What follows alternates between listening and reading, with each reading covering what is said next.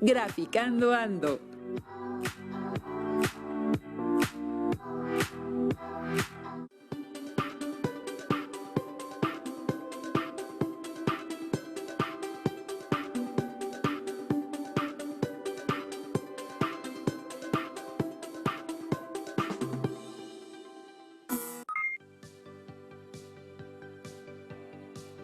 Qué gusto saludarles nuevamente. Sean bienvenidos, alumnas y alumnos de tercer grado de secundaria, a esta sesión de Aprende en Casa 2. Mi nombre es Alberto Ábrego y compartiré con ustedes contenidos relacionados con la asignatura Lengua Materna. Tendremos la oportunidad de revisar información y desarrollar algunas actividades para seguir aprendiendo juntos. Claro, todo esto como un recurso que les ayudará a continuar con su aprendizaje. El nombre de esta sesión es Graficando Ando. Y junto con ustedes, desde la seguridad de su hogar o donde se encuentren, revisaremos información sobre cómo interpretar información contenida en gráficas. Esto como parte del proceso que se sigue para lograr el aprendizaje esperado. Analiza, interpreta y organiza los resultados de una encuesta en un informe. Para esta sesión de Graficando Ando, los materiales que vamos a necesitar son cuaderno, bolígrafo y su libro de texto. Les sugiero que en la medida de lo posible tomen notas y registren aquellas dudas, inquietudes o dificultades que surjan durante el desarrollo de la sesión, para que las resuelvan posteriormente, ya sea al consultar su libro de texto o al reflexionar en torno a los retos que les propondré. Para dar inicio, quiero compartir con ustedes una información muy interesante que encontré acerca de una aportación del pueblo maya. Esto es el sistema de calendario maya. Usando sus conocimientos de astronomía y matemáticas, los mayas desarrollaron uno de los sistemas de calendario más avanzados y exactos en la historia de la humanidad.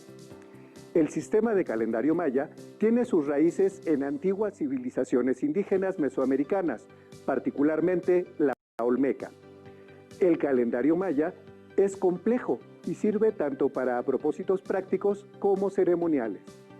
El sistema de calendario maya incluye varios calendarios que miden periodos de tiempo de diversas duraciones. Estos calendarios están basados en ciclos solares y planetarios y humanos. Se conocen comúnmente 3 calendarios cíclicos que usan los mayas. Estos incluyen el Jaaf, que es un calendario solar de 365 días, el Tzolkin, que es un calendario sagrado de 260 días, y la rueda calendárica de 52 años. Además, los mayas desarrollaron el calendario de cuenta larga para asignar fechas en forma cronológica a eventos míticos e históricos. El Jaaf, el calendario solar maya llamado Jaaf, es una cuenta de 365 días y por lo tanto se aproxima a nuestro año solar. La palabra Jaaf significa año en el idioma maya yucateco. El Jaaf está compuesto por 18 meses de 20 días cada uno, más un mes que consta de 5 días. Cada mes de 20 días, conocido como Winal, tiene su propio nombre. Todos estos 18 meses juntos suman 360 días. El último mes, compuesto de 5 días, se conoce como Wayet. Los 19 meses en su totalidad suman 365 días. 18 por 20 más 5 igual 365. ¿Qué opinan? A mí me sorprende la precisión que tenían y, por supuesto, su capacidad de observación.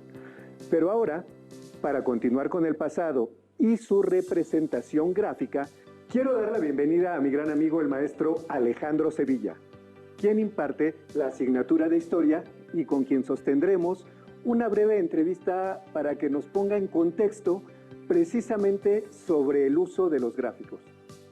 ¿Qué tal, maestro?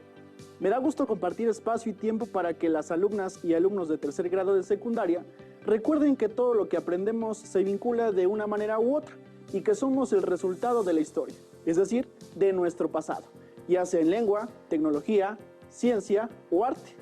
Muchas gracias por acompañarnos, maestro Alejandro.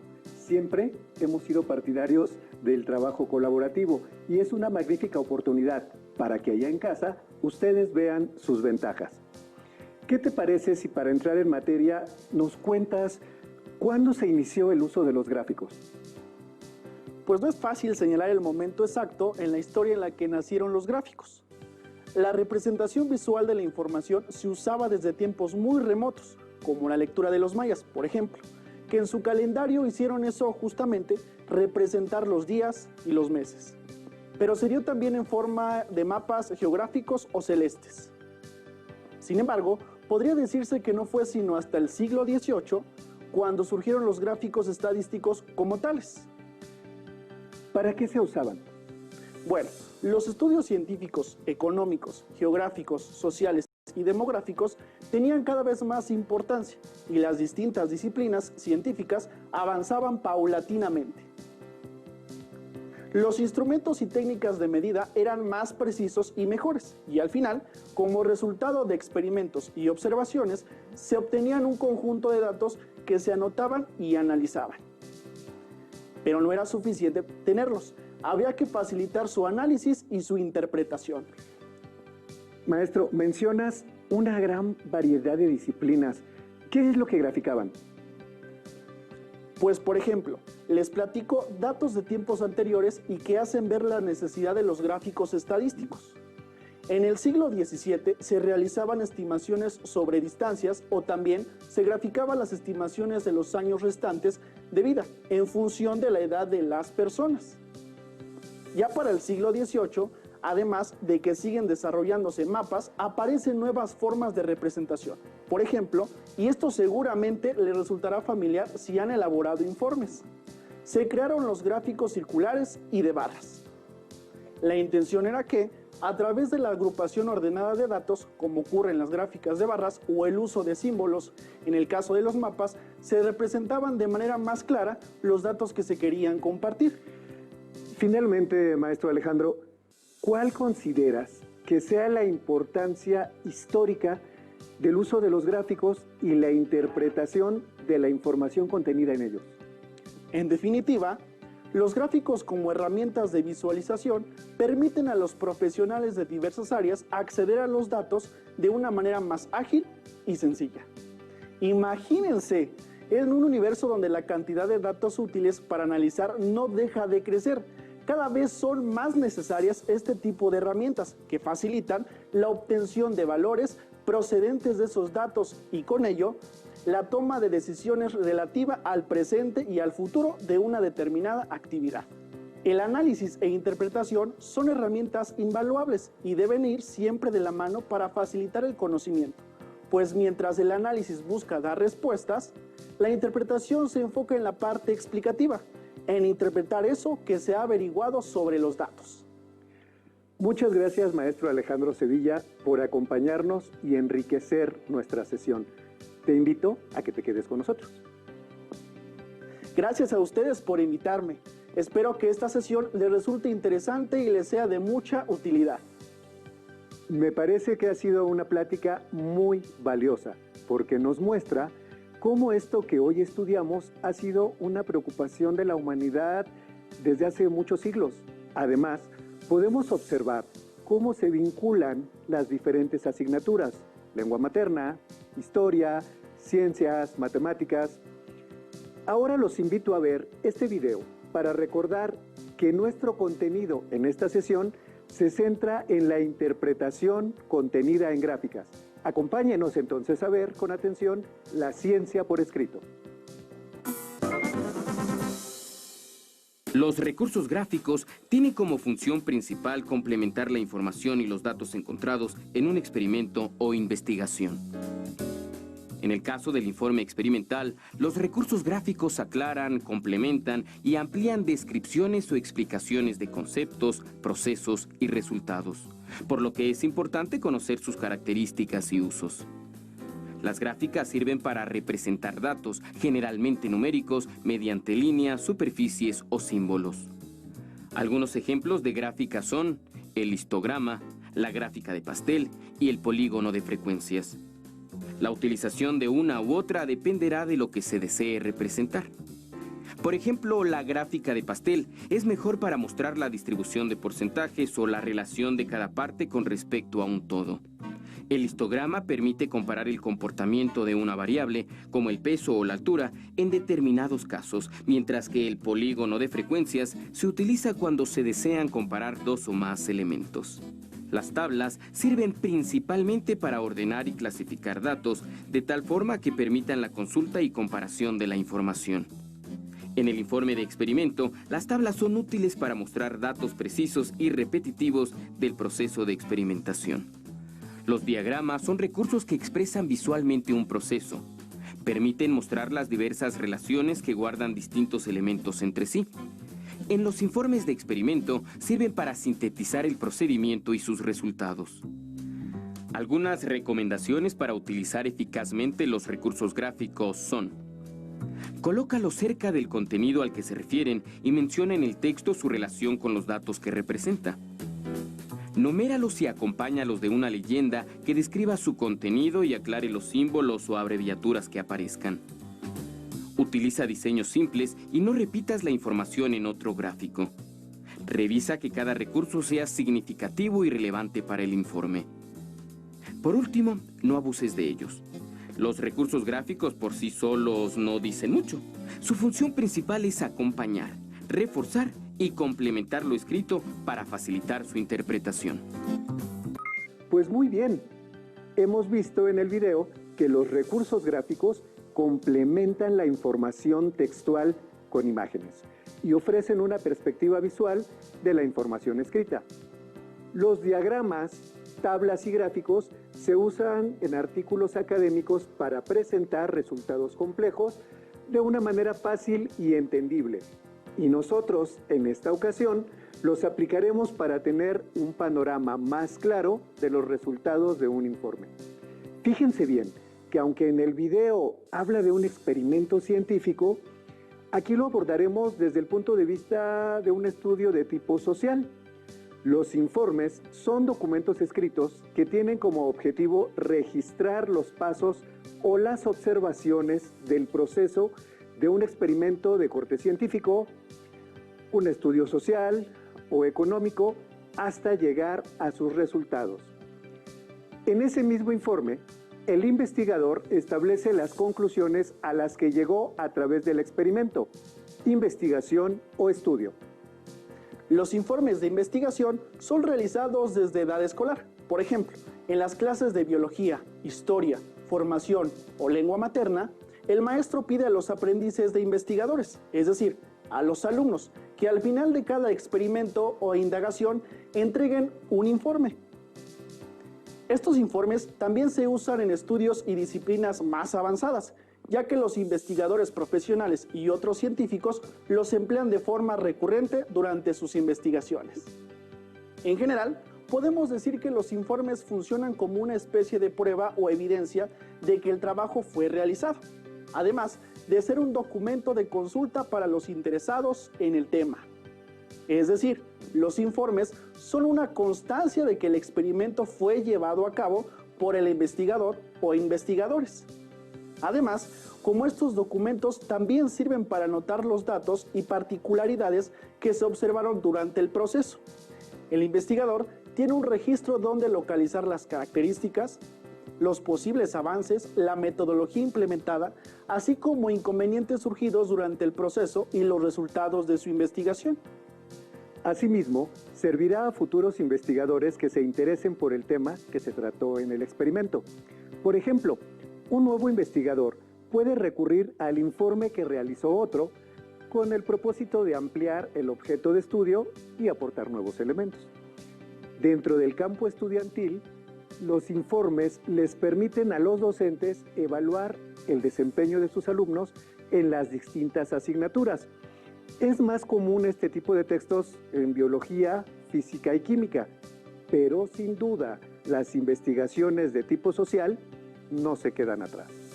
En suma, podemos decir que la redacción de estos informes hace que los estudiantes se familiaricen con la metodología de investigación, La estructura de un informe de investigación consiste primeramente en el título, el cual debe reflejar el contenido. En la introducción se colocan las motivaciones del trabajo. En la parte del desarrollo, el investigador debe detallar los procesos del experimento y, finalmente, en resultados, se colocan los datos obtenidos después de realizar el experimento. En esta parte vendrán los gráficos y la interpretación que se hará de la información que se expone en ellos, es decir, una explicación sencilla y clara de los resultados obtenidos en la investigación. La interpretación de las tablas es sumamente útil para comprender los datos y la información vertida en las gráficas, entender el proceso de investigación y por ende entender la realidad social, económica, científica, según el ámbito en el que se lleva a cabo la investigación. Sobre todo, nos permite elaborar nuestras propias conclusiones y opinar sobre el tema o fenómeno que se investigó. Detengámonos en los resultados, que es lo que queremos analizar. ¿Qué es lo que utilizaremos? ¿Cómo lo haremos? Pasemos entonces a los gráficos que, como hemos estado mencionando, son una manera de representar visualmente estos datos, que nos ayuda a comprenderlos mejor y más rápidamente. El diagrama de barras o gráfica de barras es uno de los gráficos más sencillos y también más utilizados. Seguro que lo han visto muchas veces en internet o en la televisión cuando se habla de estadísticas. Las gráficas de barras permiten visualizar rápidamente tendencias y comportamientos. Son muy fáciles de entender, atractivas visualmente y ayudan a contrastar muchos tipos de datos, nominales o numéricos. Están comprendidos por dos líneas, una horizontal o eje de las X y otra vertical o eje de las Y. Y ambos se intersecan formando un ángulo de 90 grados. En el eje de las X aparecen los datos y en el eje de las Y la frecuencia o el número de eventos. Trabajemos un ejemplo para interpretarlas. Los datos nominales que pueden aparecer son informativos, por ejemplo, los meses del año o los días de la semana. Los datos de tipo numérico se muestran según nuestras necesidades. Pueden ser de 1 en 1, de 2 en 2 o de 5 en 5, por ejemplo, de acuerdo con las cantidades que manejamos. Posteriormente, se marca la frecuencia a cada dato y se dibuja la barra. En caso de que existieran valores negativos, también se admite, de ser necesarios, y en tal caso, la barra estaría por debajo de las X, es decir, del eje horizontal.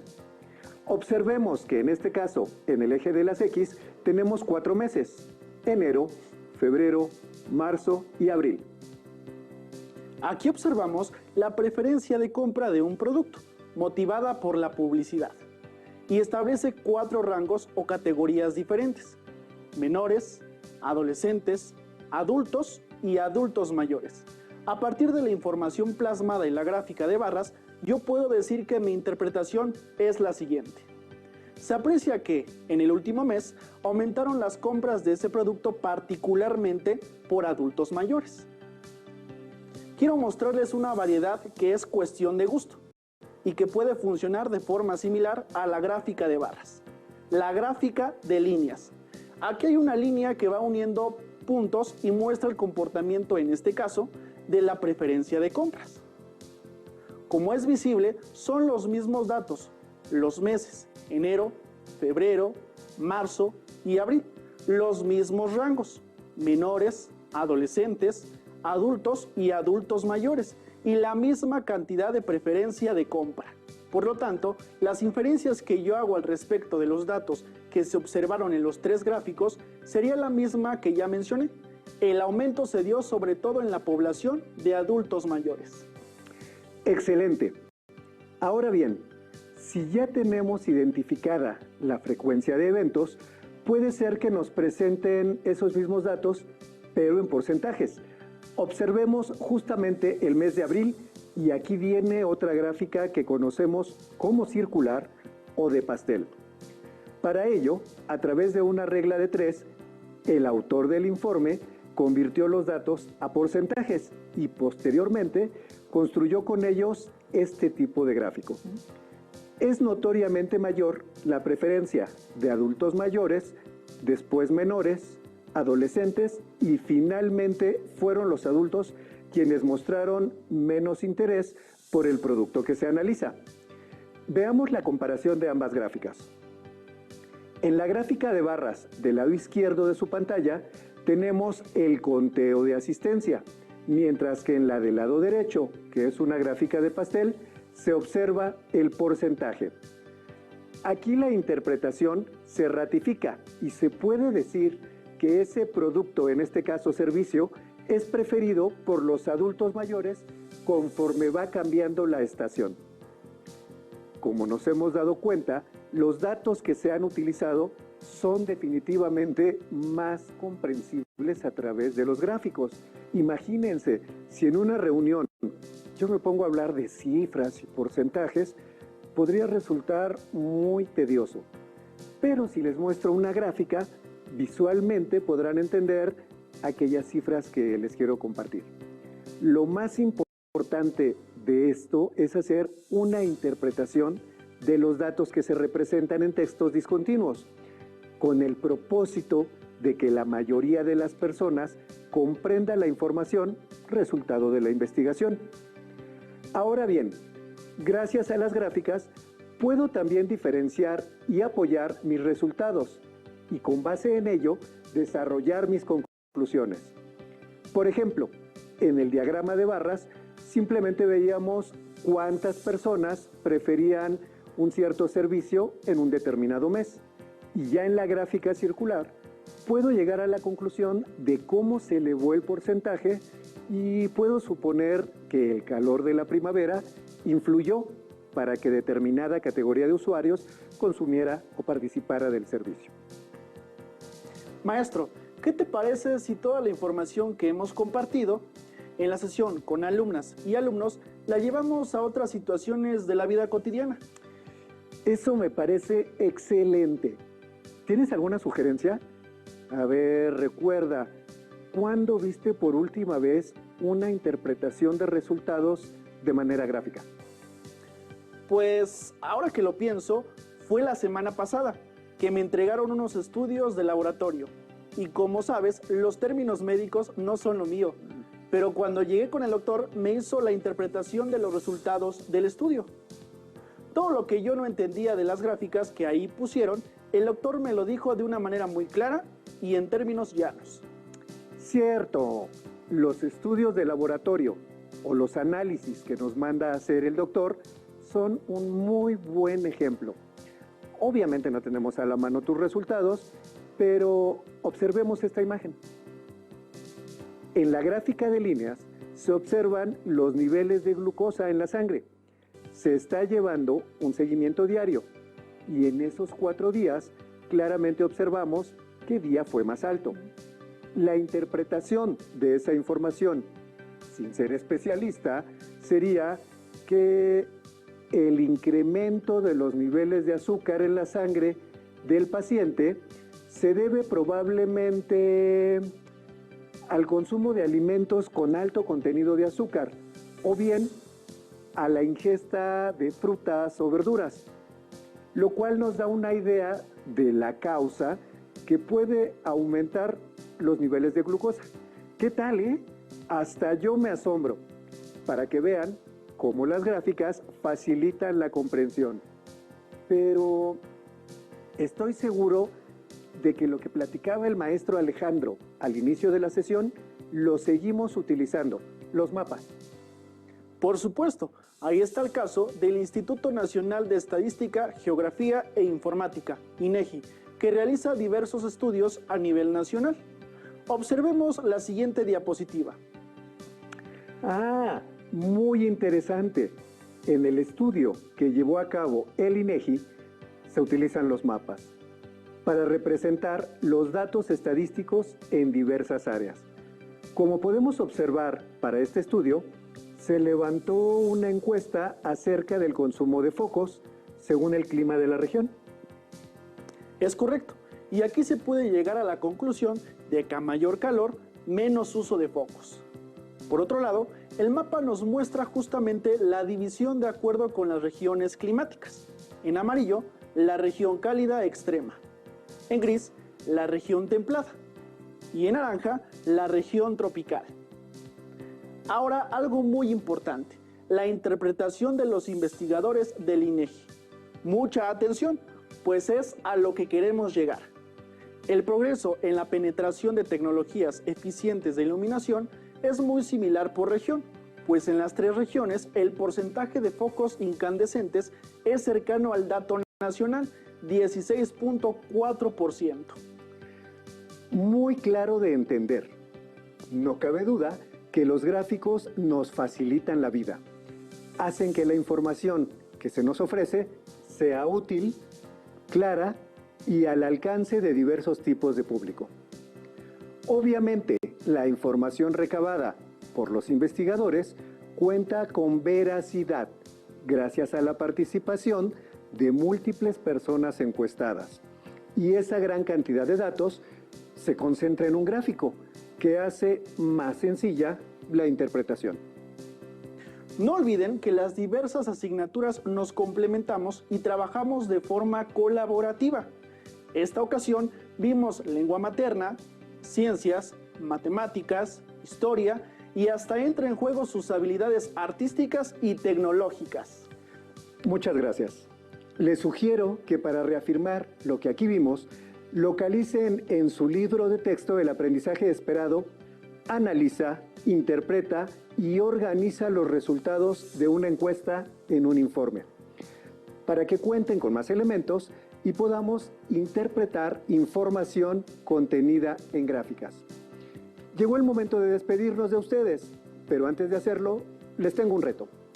Localicen en su libro de texto un gráfico, interpreten los resultados y redacten su interpretación.